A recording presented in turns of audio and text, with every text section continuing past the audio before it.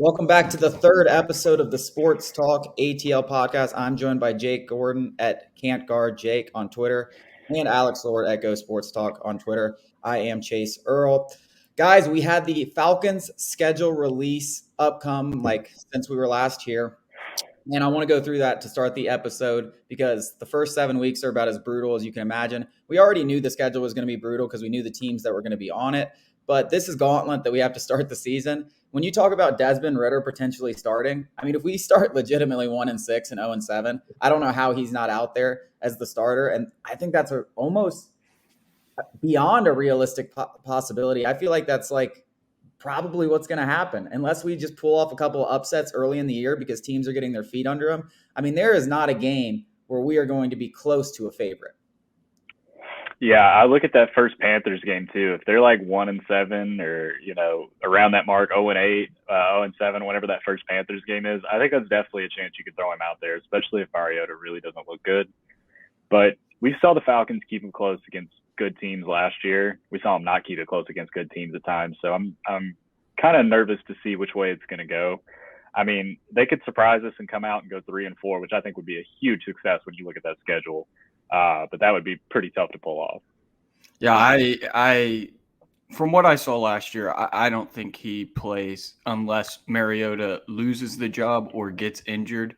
I just refuse to believe they didn't play many rookies last year, and then they're just going to, change it. Even if it makes sense, I'm not saying that it doesn't make sense.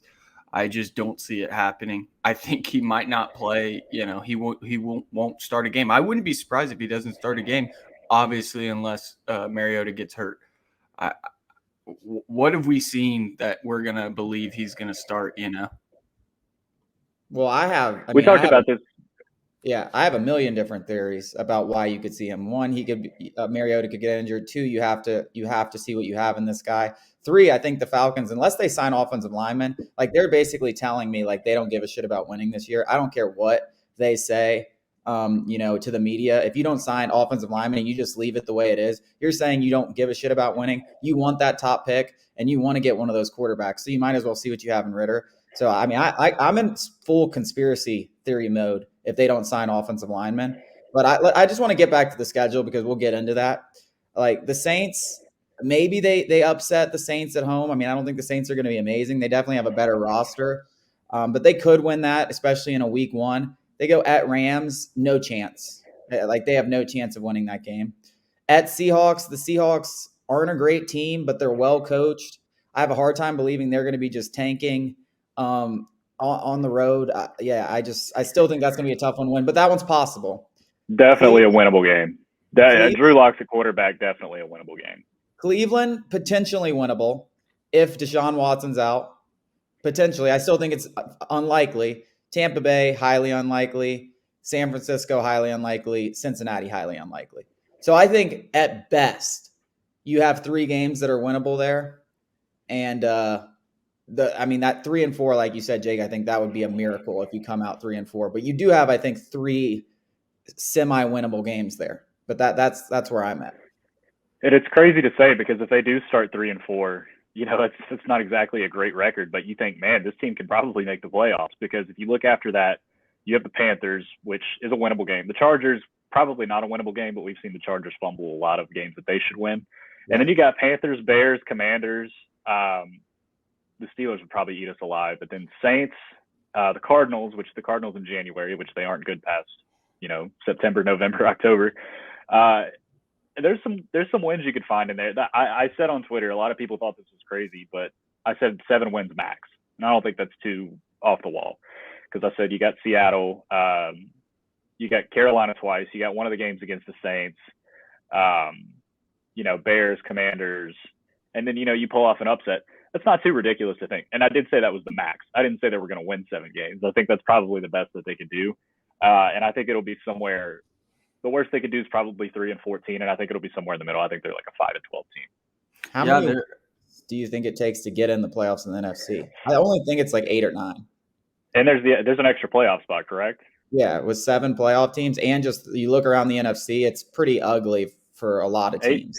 I think 8 and 9 can get you in the playoffs. Maybe 7 and 10. 7 and 10 is probably a stretch. But I think 8 and 9 is probably the cutoff. And because I mean, if you look at the North, I mean, outside of the Packers, I mean, I guess the Vikings could win 9 games, but the Lions and Bears aren't. The East, maybe one of those teams, maybe 2 of those teams could win 9 games, but there's a very good chance they don't. The South, maybe 2 of those teams. The West is really the only division where you're like, oh, there's 4 good football teams or 3 good football teams in it. So yeah, the whole NFC is definitely weak. So I do think 8 or 9 games could get you in. I still don't think the Falcons can get there. But if they start off 3 and 4 somehow, which I think is the best case scenario start, then you could actually start talking playoffs. But I have a feeling it's going to be more like 1 and 6, and we're going to be looking towards talking NFL draft for a lot during this season. Yeah, and that's we touched on this last episode, and you just touched on it a minute ago. But I think that is why we're going to see Desmond Ridder at some point, because if you're in C.J. Stroud range at 1 and 7, you need to know if you're going to go with a quarterback or if you're going to take a Will Anderson or a Jalen Carter or somebody like that. Yeah, I think you have to see Desmond Ridder. I would be shocked if we don't see him, unless for some reason we're in the race. We do win 3 or 4 games. Let's talk quick about Desmond Ridder. He's the first guy we kind of knew this was who he was. First guy in the building. Last guy out. Hard worker. Like, I'm going to win a Super Bowl, like coming in just like preppy quarterback, one-on-one. How much does this kind of, narrative really matter? Like, how many quarterbacks have we seen that is the first guy in and the first guy out, but they still suck and it just doesn't matter? How much does that matter? I don't think it matters. I mean, how many times have we seen people in the green room on draft night saying something along the lines that Ridder did? It took too fucking long or whatever he said, and it not pan out. I mean, Falcons fans know it better than anybody with Tack McKinley, who just, embarrassed himself on the stage there.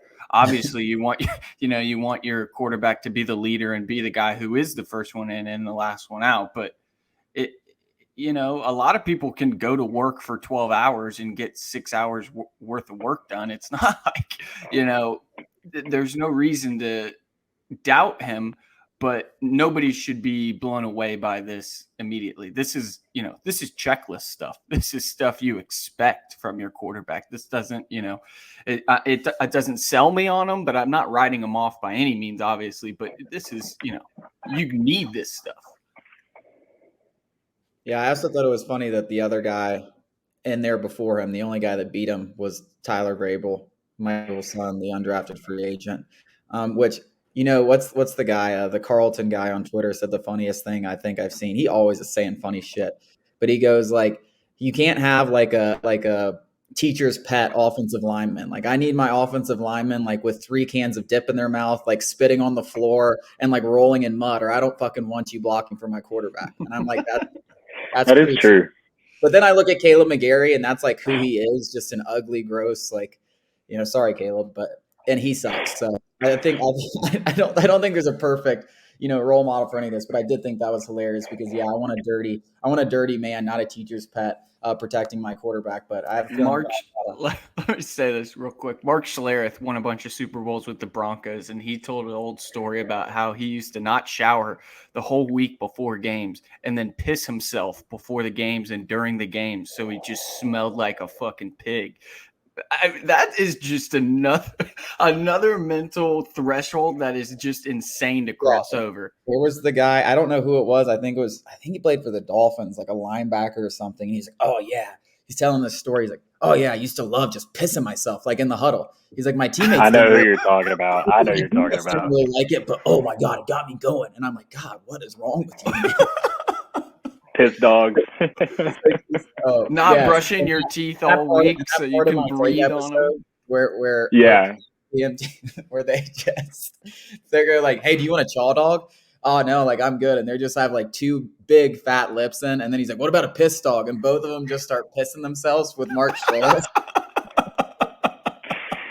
It's like, if you haven't seen that episode, you have to search that episode of Pardon My Take. It's like, I don't even watch that show that much, but I like saw that and thought it was the funniest damn thing. I think I've ever seen. Like they just had Mark Schlereth on and mid podcast just start pissing themselves. And they're in like a tight little room. Big shout out to Caleb McGarry, by the way, for doing the classic show up to camp in a contract year, just yoked out of his mind. Best shape of his life. Yeah, I mean, I will say this, and this is on the list of things I had to talk about with the Falcons. I mean, we kind of talked about it, but if Deion Jones gets traded, which after we sign, how do you say Kwiatkowski, whatever, Kwiatkowski, the guy we signed. I said that last week on the episode that you can go out there and sign like a $2 million linebacker, fill out that linebacking cores, and then deal Deion Jones. I think that's the writings on the wall here for Deion Jones. Doesn't it feel that way? Yeah, and I mean, Kwiatkowski's a quality player. I mean, he's definitely – I think he made a Pro Bowl in 2017. And then they still have – I keep forgetting he's on the team, but Rashaan Evans is on the team. And Rashaan Evans – yeah, I mean, you could even say he's – Troy Anderson. Like, that's four guys. Yeah. Nate Landman. And, yeah. I just think linebacker is really, the Falcons could really only go up from where they were last year. They couldn't stop a nosebleed in the run game. They weren't great in coverage. And you save a lot of money with Deion Jones. You can look to address the offensive line with that money, you say, or you can roll it over. I don't know. But I think if you can get anything for Deion Jones, any sort of draft compensation, maybe you get that 5th round pick back that you traded for Edwards, which would be a real coup. I think that's, best case scenario. Yeah, Jake, you mentioned it last week that I guess multiple times they've, ran through the linebacker unit and without mentioning Deion Jones, which is weird to me. I'm going to chalk it up as just, an innocent mistake. I don't know, but the signing of Kwiatkowski is just, it's damning. It's truly damning because it's not necessarily the draft compensation, even though that would be nice. It's just getting rid of that contract. It's the final contract on the books from the former regime. Grady Jarrett and Jake Matthews were under contract from their previous deals with the old regime, but they got extended. So obviously the new regime is comfortable with where they're at with those two players, and they are clearly not with Deion Jones. But remember, they restructured Deion Jones last year, so they probably thought they were getting something different than they did. It's hard for me to look at all of that and not say that he's going to get traded, but I don't know. I want, because Kwiatkowski is not really a starting caliber linebacker in my eyes. Maybe, you just take your lumps with him and get Deion Jones's contract off the books. But if you really think about it, let's say you trade Deion Jones and you start two of Troy Anderson, Rashaan Evans, Kwiatkowski, and Michael Walker. And then you use that money to, say, get an offensive lineman or something. Are you really getting that much better? I mean, it would be incremental, in my opinion. And my thing is, too, when you look at it – oh, sorry, go ahead. Sorry, there's so much more. They would have a good amount of money. They could patch up their entire offensive line with the amount of money they'd have for the Deion Jones trade and the money they saved from the Grady Jarrett extension and other money they could create. They could fill the whole offensive line. They could change their whole team. Now, but they're clearly not. They're clearly comfortable with rolling. And that's fine. But if this is my thing, if you're comfortable with rolling, you're fucking tanking. Because this offensive line is awful. Like, it's just the worst offensive line in football. Jalen Mayfield's the worst offensive lineman in football. Matt Hennessy, bad. Caleb McGarry, bad. Like, I'm fine. You can stick Caleb McGarry out there for one more year and pray. But the two in the middle, that's criminal. Like, Marcus Mariota should be able to sue them when he gets injured for damages. Calling OSHA is a workplace health violation. My thing is, like, of course, too, with the team, like, we've seen, they're not afraid to eat some money. They just took the biggest dead cap hit in NFL history, trading Matt Ryan. So what's a couple more dollars with Deion, especially considering how much you save and how much you really have to eat? It's just going to come down to June 1st. If this wasn't a June 1st thing, like, if they could have done a post-June 1st designated trade, like they can do a post-June 1st designated cut, this would have already been done by now. I genuinely think when June 1st rolls around, there's already something set up in place. They're going to trade him for a 6th round pick somewhere, and that's just going to be the end of it, which is probably the best way to go. Just get all this money off the books. I'm tired of looking at these Terrible contracts, man. Rip the Band-Aid off. Yeah, I agree. I think that has to happen. I don't disagree. All I'm saying is basically, I don't think the motivation would be necessarily to cut Deion Jones to get better this year. It's all foresight. It's all, looking at futures and everything like that. I mean, sure, all of the things you mentioned about how much money they'll have and how they could, upgrade the offensive line, which they could. I'm not saying they can't. It just doesn't seem like the MO of the front office to do that right now. It's everything I've seen is I think they'll roll with them and then part ways with them after the season. But it's hard for me to say that after, Jake, you noticing they're not mentioning them in press conferences. They just signed this veteran linebacker. They signed 2 starting-ish fringe starters at the position and then not mentioning him. Yeah, it's pretty damning. I don't know. I don't know. I think Deion's gone. And I understand, like, if you want to go and roll those 5 guys out and, like, see where their development is and understand you're probably not going to win this year anyways. But to me, like, I look at, like, if you find a couple guys that you like that are potential free agents, and you sign them to deals that are team friendly, maybe front loaded, or maybe you don't even front load them, so you don't have any money guaranteed in the future. I just think it's beneficial to have guys, in the system for more than 1 year, especially, a run blocking system like Arthur Smith. So I know people are like, oh, we're tanking anyways. Why do we need to sign those linemen? It doesn't matter. Well, it's like, because they're going to benefit being in this system for more than 1 year. So if you're trying to win next year, it helps to have some offensive linemen that are competent, that have been in the system for more than a year, especially a system like Arthur Smith's zone blocking scheme. It's pretty complicated. So I think, you are looking towards the future by signing an offensive lineman this year, whether you're going to win or not. Yeah, and we've talked about this too, but I think some of it might be a pride thing with Jalen Mayfield being a 3rd-round pick, to where we don't want this to be a black eye already. We're going to give him 1 more year, and I think that could really be part of it. That's just kind of how NFL teams are. They don't want to already have a black eye on their regime as their 3rd-round pick being the worst lineman in the league and then bench. They're going to give him a shot this year to see what he can do. I think it would be different with someone like Hennessy because they didn't draft him. And I think they're just going to roll with him too, though. They have Drew Dahlman, who obviously they're not very high on. We really haven't heard any discussions on him being a starter yet, but I just think it would be irresponsible not to sign an offensive lineman, even if it's only for a year, because you're going to get somebody hurt at the end of the day. I think that you can't even give, a fair evaluation after 1 year. He switched positions. I'm not making excuses. He was not good last year. But in terms of from the coach's perspective, they're thinking of it as like, we can't even give an accurate evaluation of the guy because he hasn't had, this will be the first full offseason he's had with the staff and, strengthening his body. We talked plenty about the Pillsbury Doughboy stuff. He just wasn't, physically there. But I think the coaching staff is probably making excuses for him because of that development, and you do have to give him more time. I mean, a lot of these stories come out in camp about, NFL guys know immediately who's there, who can play, and who can't.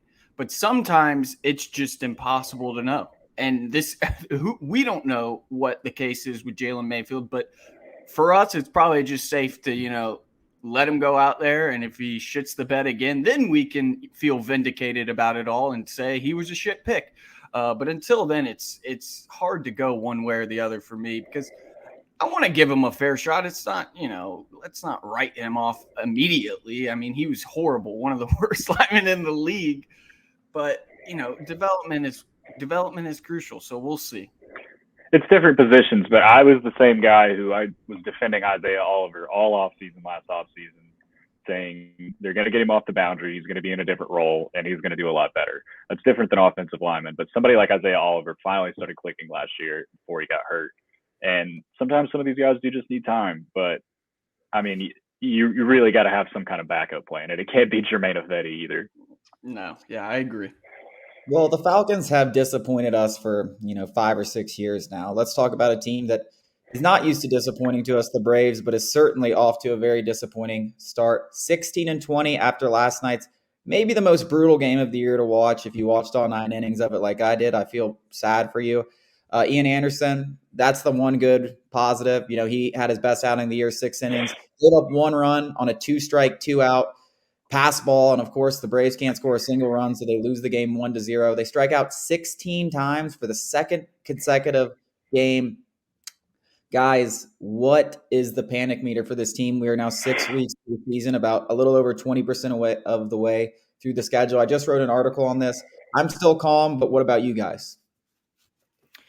My panic meter is at a 6, as in Braves in 6. I'm just kidding. I saw that on Twitter, and that was hilarious. But it's such a long season. It's fun to have knee-jerk reactions. And, this is ridiculous. The offense is just absolutely dead. And we know the Braves have done this the past few seasons, and they come back. And last year they won the World Series. It's different. Every season is different. I don't think that you should assume that they're going to come back and get out of this slump. Obviously, they're going to regress to the mean. What they're doing right now is not even close to what they're capable of. But it's dangerous to assume that they're just going to get right back to where we expected them to. So I'm going to go a little higher than you, and I would say I'm probably at like a 3, panicking.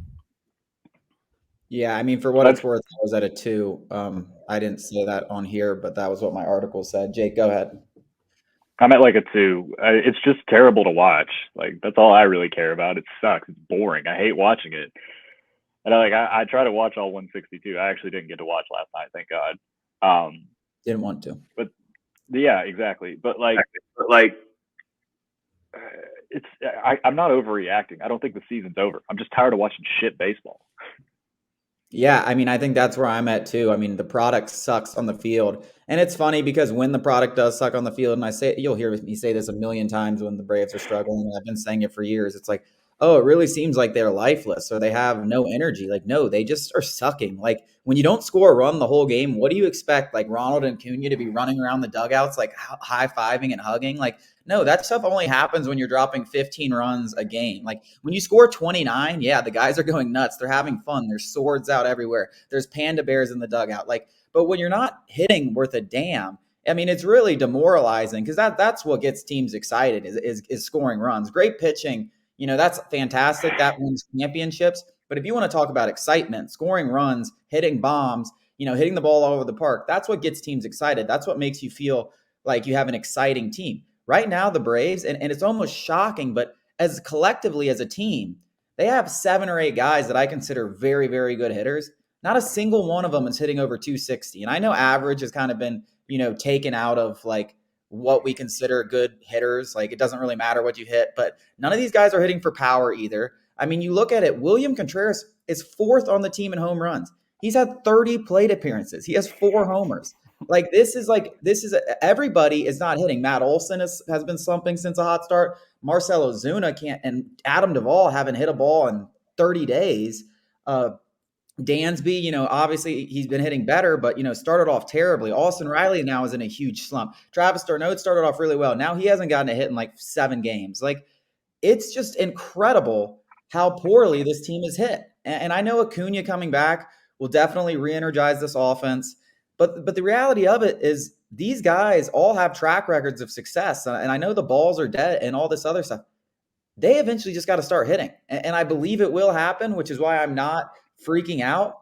But right now, it's terrible to watch because I've never seen collectively such a good group of hitters over the course of their careers with such long track records, all collectively not be able to hit. And that's what we're seeing right now. And the fact that we're 16-20 right now is almost shocking because we haven't hit really all season. But that's a good thing if you look at it from the other way, that they are playing this poorly and they are still 16-20. Yeah, and that's what leads me to the good part about all this is I think the Braves pitching might be the best in baseball. I mean, Tyler Matzik going down obviously is hurt, but I think it might be just a little case of dead arm. I mean, you think about how often he was being used going in the postseason. He was tossing 1, 2, sometimes over 2 innings, and then you have no spring training, and then he comes in and he's kind of struggling. It's not all there. I'm hoping it's just a little dead arm. The MRI comes back negative. He takes a couple of weeks off, and he's back in that bullpen. But that bullpen's been fantastic for the most part. all season long. And now this rotation's coming along. And if they can get Matzik back and put Strider back into the rotation, I mean, who has a better rotation than that? Because Spencer Strider, he might be the biggest storyline of this season so far. I mean, he is a stud when he's throwing strikes. And he seemed to figure out, hey, all I have to do is throw this 99 down the middle, and people are going to struggle hitting it. Yeah, the biggest question mark going into the season was the rotation. Well, one of the biggest ones was the rotation. It's a pleasant surprise, except the offense is shit. So, I mean, there are silver linings. You can't forget Kirby Yates is going to be back in a couple months too. That's going to be a big boost if he's the same guy that he has been. And Soroka might come back. So, I mean, you look at the future of this pitching staff and where it's at right now, because I don't think Strider's a fluke. I don't think Kyle Wright's a fluke. I think we saw Charlie Morton turn that corner. And when Charlie Morton turns that corner, we saw it last year. He's one of the best pitchers in baseball. Max Fried's a Cy Young candidate. And Ian Anderson, while I don't think he's a top of the rotation guy, like I think a lot of people thought he might be, there's not a lot of better number fours in baseball. I mean, he's a guy who's going to consistently give you 5-6 innings of solid baseball and keep you in games and win a lot of games. And come playoff time, we've seen him under the bright lights pitch as well as anyone. So pitching staff-wise, I'm so in love with this team, which is why I'm so like the panic meter is so low. Now, I do have my concerns with Adam Duvall and Marcell Ozuna, even Eddie Rosario, like missing so much time. And I do even think Matt Olson might turn out to be a slight downgrade from Freddie Freeman. So I do think the lineup this year might not be as good. But that pitching wins championships. And come October, when you have four guys like Kyle Wright, Max Fried, Ian Anderson, and Charlie Morton starting 4 nights, and then you have that bullpen on top of it, good luck. Because if this team can give you 3 or 4 runs, 5 runs, they're going to be tough to beat when it matters. Well, and you look at Matt Olson too. Matt Olson still has a 133 WRC plus, which league average is 100. Yes. So he's still an above average hitter. And you got to think going forward too, when the shift is banned next year, Matt Olson might turn into a 320 hitter. I've seen him hit so many balls into the teeth of the shift. When there's no shift anymore, it might get a little scary out there for him, because he is still a quality hitter, and he's still one of the guys that I think has been a little bit of a victim of bad luck. I'm not worried about him going forward. I do worry about his defense, though. I think he's kind of got a little bit of a mental yips right now. That's something we really need to talk about. What's going on with his defense, especially over the past week? It's been brutal, absolutely brutal. It's everyone too. I mean, everyone's making mistakes. Yeah, it's ridiculous. At first, it was just the outfield and the infield. The infield usually have one of the best defensive infields in baseball. Dansby's making errors. Ozzy's making errors. Olson's made like 3 in the past 3 games. Riley's made like 4 over the past week. It's incredible. Yeah, it's difficult to watch. I don't remember which game it was, but watching Ozzy just lollipop one to home and letting a guy score was so frustrating. I think that was the last San Diego game. Yeah. And go ahead. No, I mean, I don't really have too much to add, except for I don't think that's something that should, keep happening. I mean, you talk about, we are one of the best defensive infields in baseball. I do think we got to get Marcell Ozuna the fuck out of the outfield, like permanently. I think that's, just a sore spot. I think Duvall's fine in center. I think once you have Acuna and right, and then you can let maybe Demerit play left until Eddie comes back, you got a nice little group there defensively where this shouldn't be as big of an issue as it has been. But yeah, right now it's been ugly for sure, especially over the last week. I haven't seen a week of Braves baseball where they played this bad defensively. And this is kind of how, when I say there's so many parallels to the start of last year, it seems like every night it's just a different aspect of the team. Whether it's defense, yesterday was a wild pitch. The bullpen blows one. You finally score 7 runs and then the bullpen blows it. It's just been a different thing every night, and it's frustrating. But like, I know over 162 games, it's not going to keep happening. It's not sustainable. Like, you're going to start stringing together wins. It may take until August, but as long as it happens. I hope not. I really hope not, because I'm tired of having these same conversations with people on Twitter and social media and talking people off the cliff. I mean, when I wrote the article, they're like goldfish, man. I just searched Braves suck, and you can just search Braves suck and go find 500 tweets of just people being like, Like, and it's hilarious. It's like, it's not just Brave sucks. It's like Matt Olson fucking sucks. Austin Riley blows. it's like every player on the team. You have like 30 guys just saying everybody sucks. I saw Max Fried sucks. The guy's like been the best pitcher over the last like 6 weeks, and we're just like Max Fried blows. It's comical, but like you get on social media and you get caught up in these arguments with people because it just comes at you constantly. You try to ignore it, but eventually I'm like, dude, just chill out, relax. I know. And part of it, like, it's not my job to like explain things to people, but it just kills me when people are like, we got to send Marcell Ozuna to AAA. That's really not how that works. That's not how that works. Not an option. Like, we actually cannot send him to AAA. We can't. Like, we physically cannot. And I can't tell all 5 of you that have said this in my mentions today but we can't do that. I'm sorry. But go talk to DOB. DOB will respond to you and correct you. That's not my job. It's absolutely brutal, but I just hope to God that they figure it out, like you said, before August. I will say also, if they wait till August this year, they're going to be in some trouble because I look at the Mets games whenever I watch them, and I'm like, wow, this lineup is not very good. It doesn't strike fear into anyone. They have good pitching. They're already 10 games over 500. Like 88 wins, that's not going to be enough to do it. So let's not wait till August this year. I hope that's not the case, but 88 wins. I don't think the Mets have lost a series yet. No, I don't know if they have. I know they split.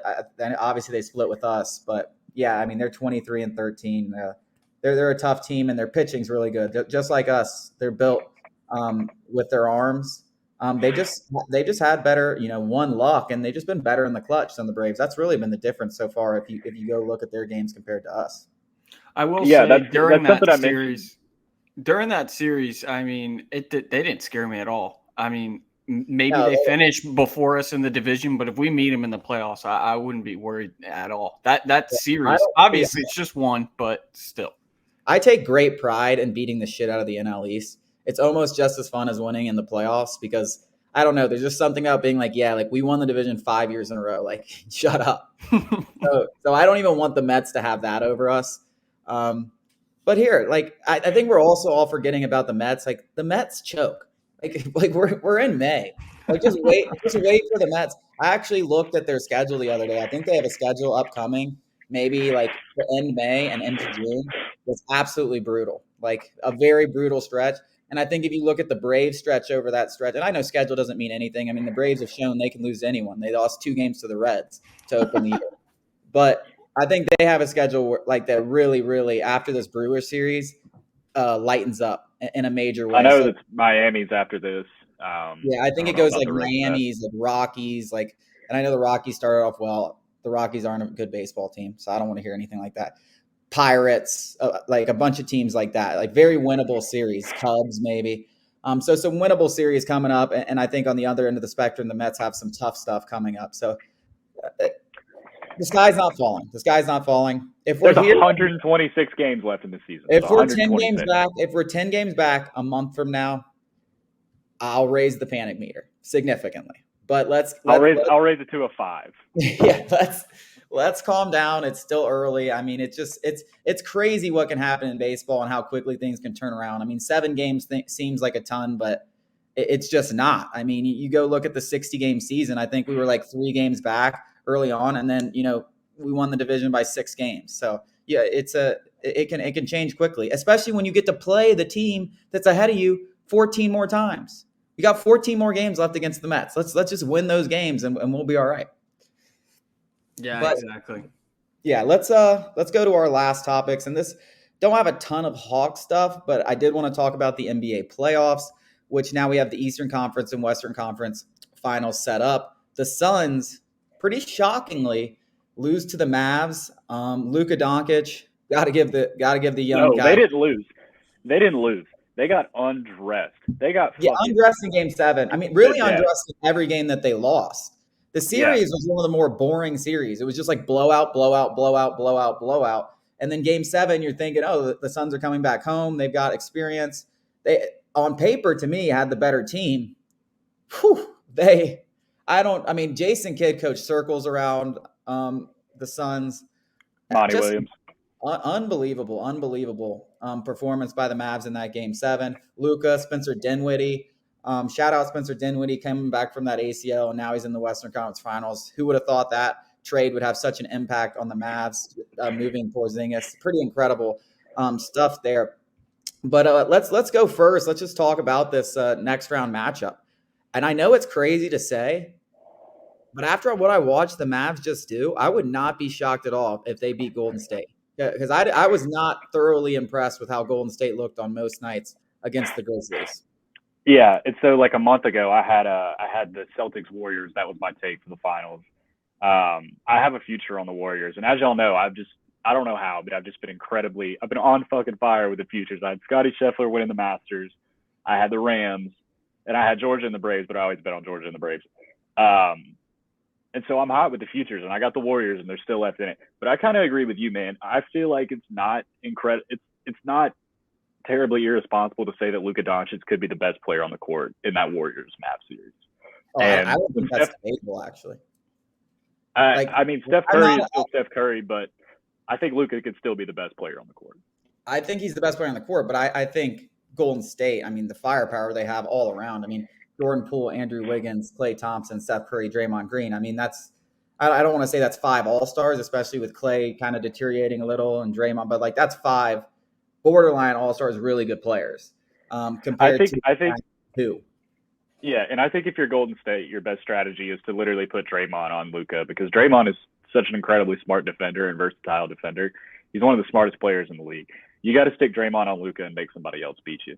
Spencer Dinwiddie, he's going crazy because his whole contract was converted to crypto this year, and so he's got to get another deal. And how insane is it? Well, I know that's totally off topic, but there's a lot of guys out there that were like took their whole contracts in Bitcoin, and like now their contracts are worth like half of what they were when they signed them. Yeah, didn't Trevor Lawrence do that? I mean, not the whole thing, but it was like his signing bonus, wasn't it? I don't know. I know there was Odell. There's one offensive lineman who did the whole thing. It was Russell Okung.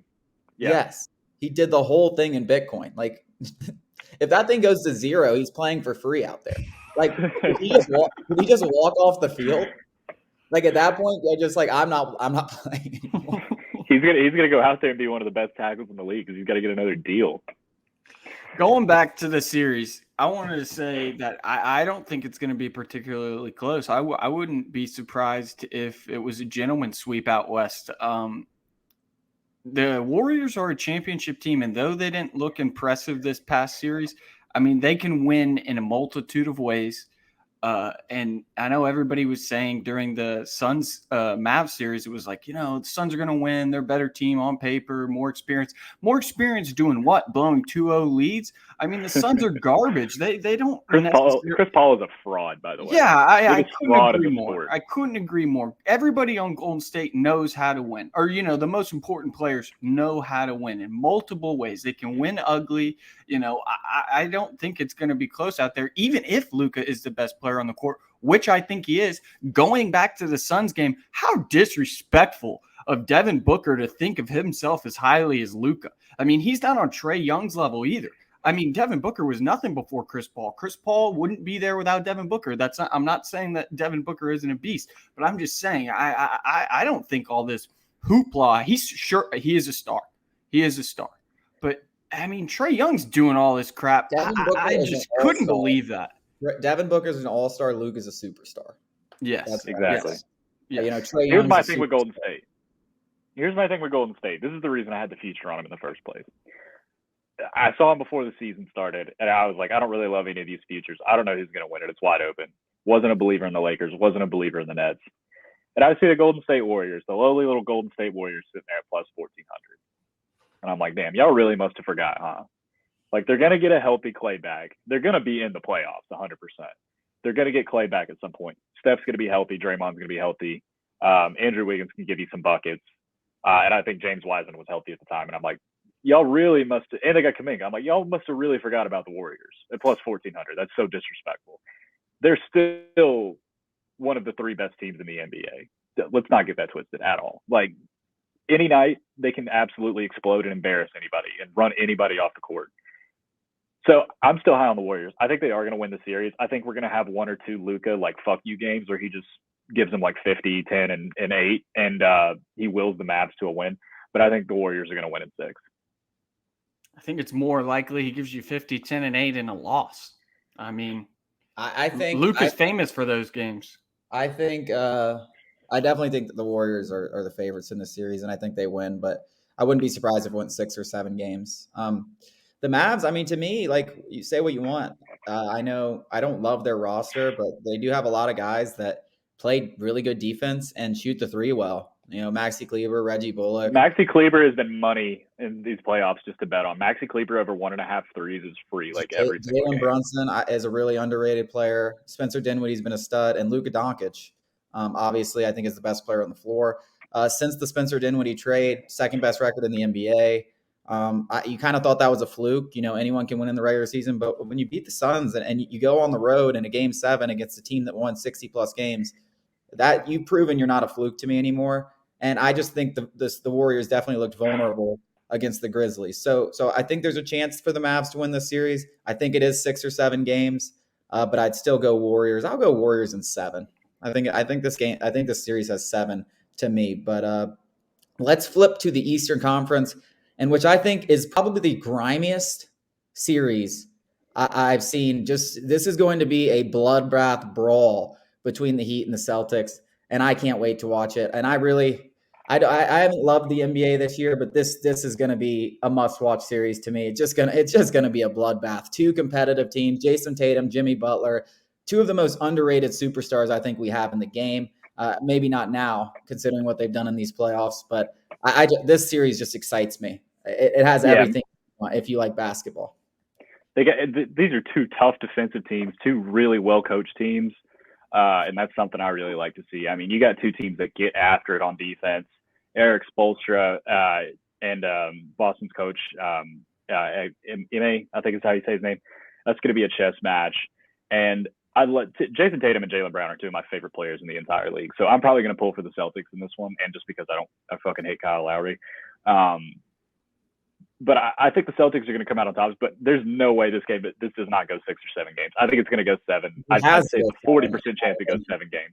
And it's going to be a defensive dogfight. There's not going to be these blowouts like we saw with the Sixers and with the Bucks. I think this is going to be one of those series. This is going to be an all-time series. If you like the 90s, if you like 90s basketball, like this is 90s basketball. Like these 2 teams are going to foul the shit out of each other. Like there's probably going to be a lot of no calls. There's going to be some scrums. There's going to be great coaching. And then there's going to be great moments by guys that don't really get the spotlight as much as other guys like Jason Tatum and Jimmy Butler.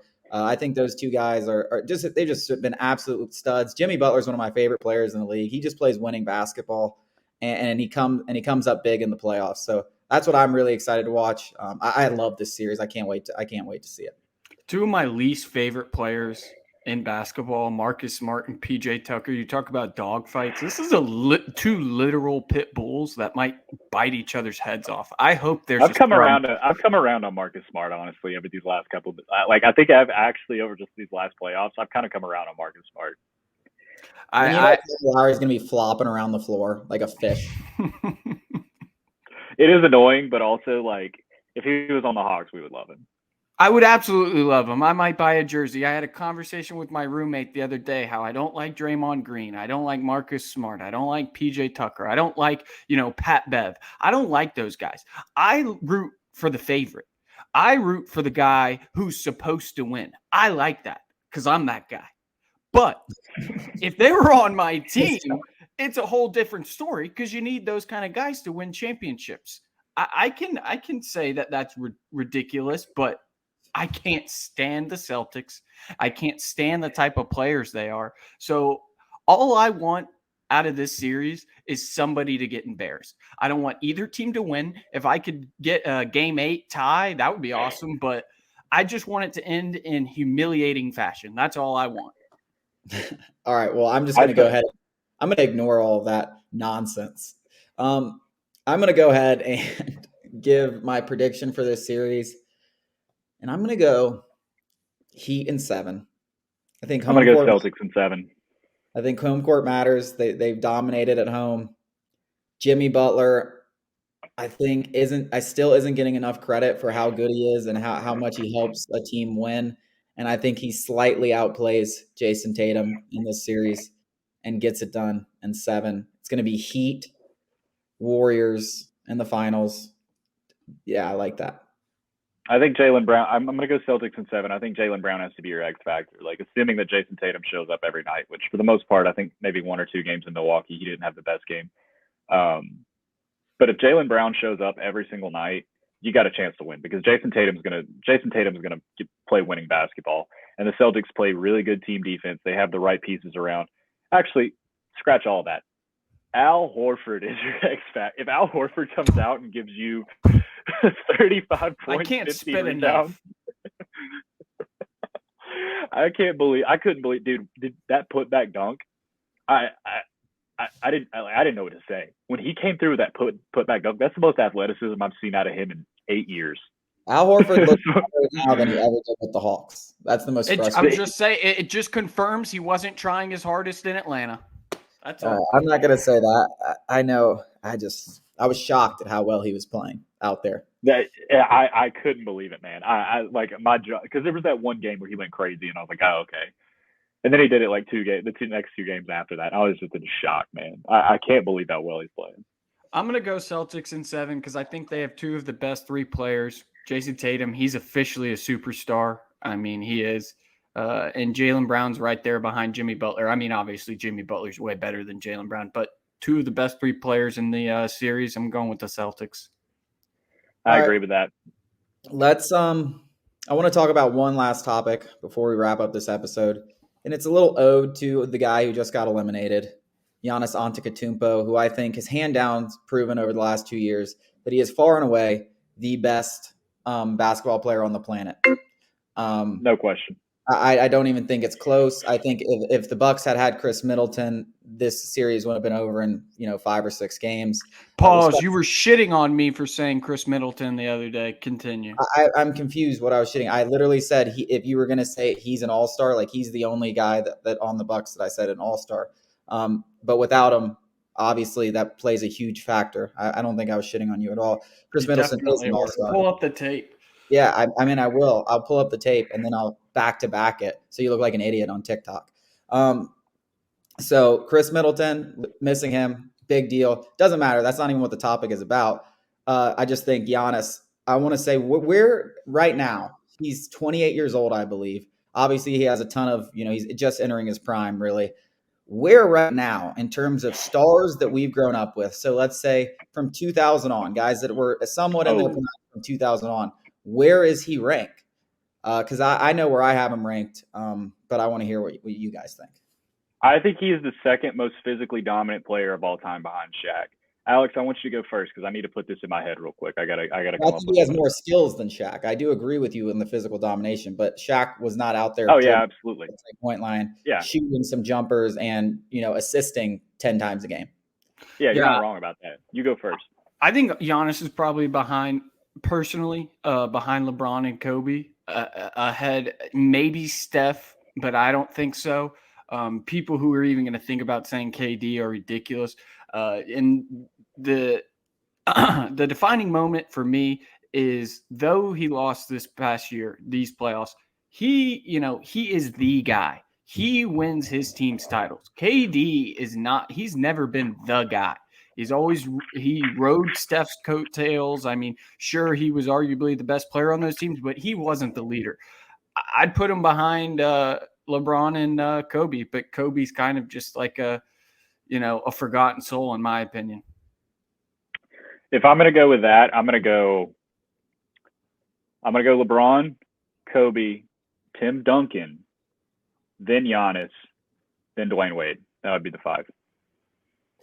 Yeah, I mean, I guess since we're saying right now, you could put Tim Duncan 3rd. That's a good one. I think he'll pass Tim Duncan. I wasn't even thinking. I got to put Tim Duncan in. But yeah, I guess I could go with Tim Duncan in front of him. I personally, I hadn't even thought of Tim Duncan. That's a good one.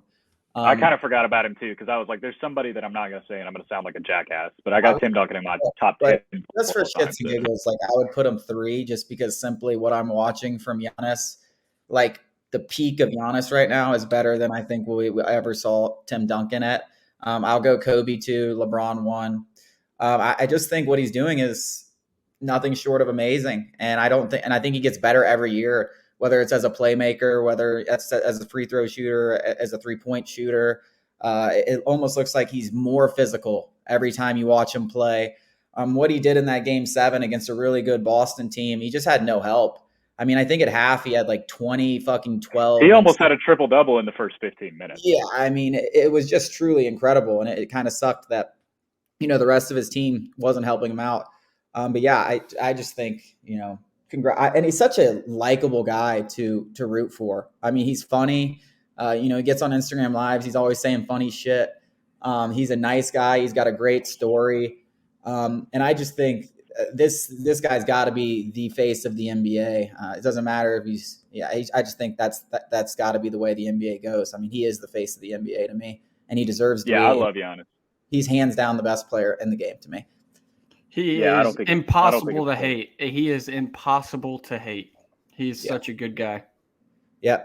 Well, that wraps up the 3rd episode of the Sports Talk ATL podcast. Thank you again, guys, for listening. We will be back next week. Hopefully the Braves can turn things around.